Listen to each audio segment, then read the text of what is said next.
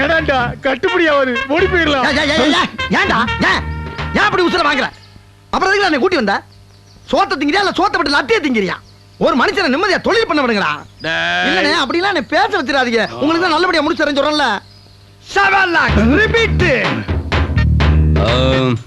7,70,70 70 பைசாவா? இப்ப பாருங்க ஏன் டெக்னிக்கல. என்ன டெக்னிக்? மறுபடியும் ஏத்தி விட போறேன். ஏத்தி விடலனே, அவனை மாட்டி விட போறேன். எப்படி? நான் இப்ப 8 லட்சம், அவன் 8,80,000 பைசாம்பா. அவனை மாட்டி விட்டு நம்ம 2 பேரும் அப்படியே ஜம்ப் ஆயிரலாம். 8 லட்சம். அங்க பாரு, ஏலம் கேட்காம வெத்தலை போடுறான். ஆமா, ஏன் வெத்தலை போடுறான்? அண்ணே, வம்புல மாட்டுறதுக்கு அவனே வாயை சுத்தம் பண்ணிக்கிட்டு இருக்கானே.